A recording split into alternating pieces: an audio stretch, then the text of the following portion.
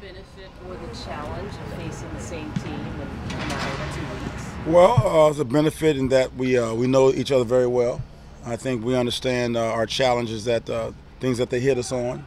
They threw the ball very well on us. They had some run plays on us, so we were very aware of the things they had success on us with. So, but we're two teams that are very familiar with each other.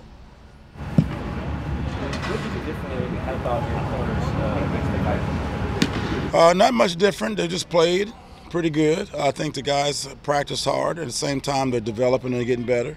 We played some different looks, some things that we felt that would help our scheme as well as the corners. But for the most part, we played pretty much the same stuff. What were you most happy with when you look back on film of that game? Either a point of improvement or just what kind of jumped out at you? Well, just initially from the onset, we knew going through the week that the guys were practicing hard. Everybody was pretty focused.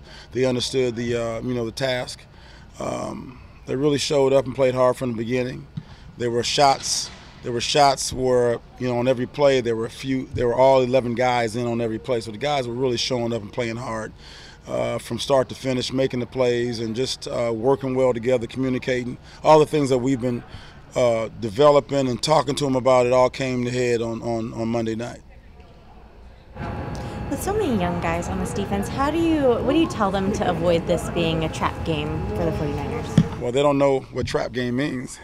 You have to be around for a while to understand that. They just love ball. They just understand. They are always trying to find different ways to be coached. And we like what we see. The guys are playing at a really high level.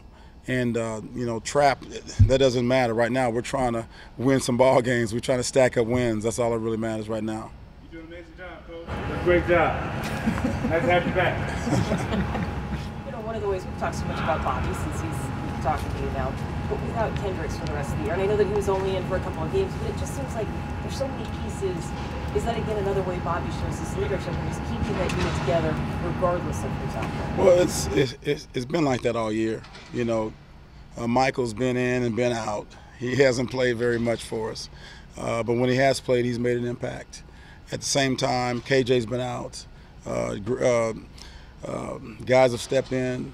Austin Calitro stepped in. We played some more dime and some more nickel, different sets.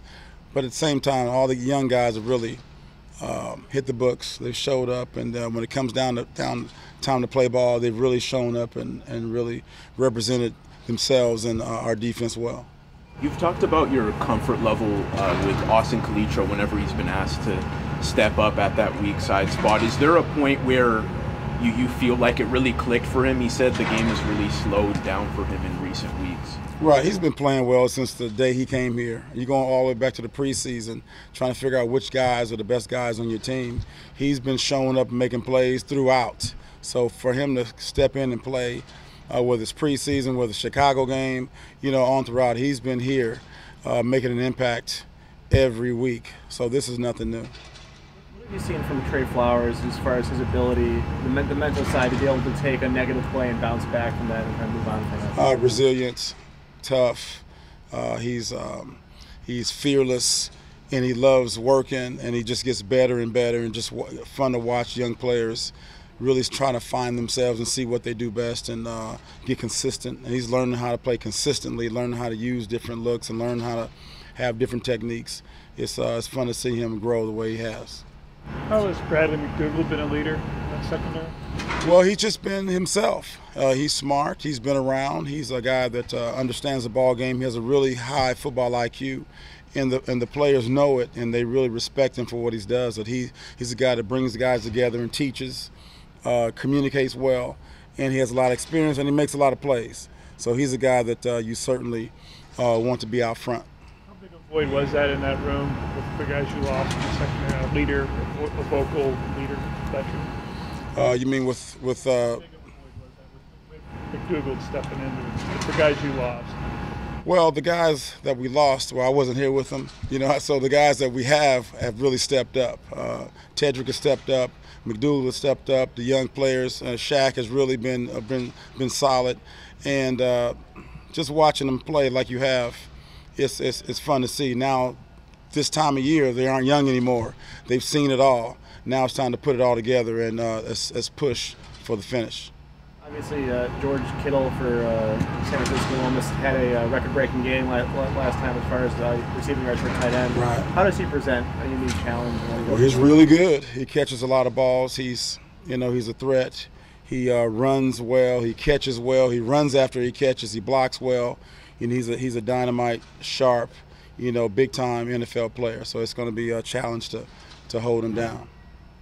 With someone like Shaquille, how does he go from starting in that first game to not seeing any reps when you needed a guy at that inside linebacker spot?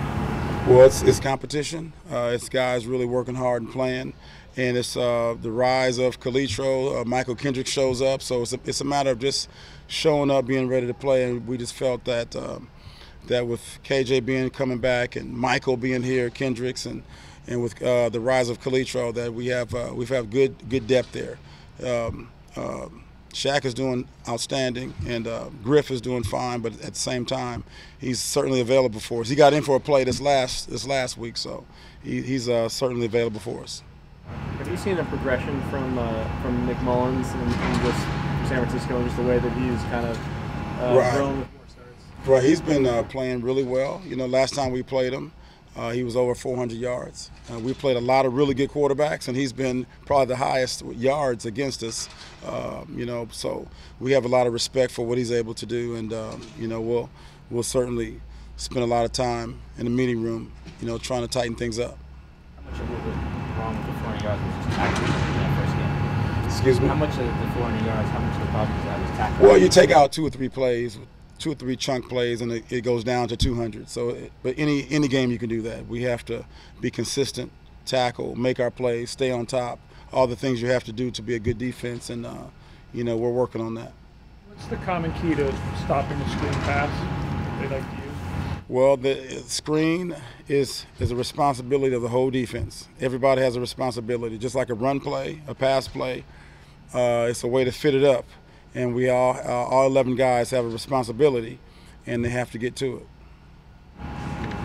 Anything else? Thanks, Coach. Thank you.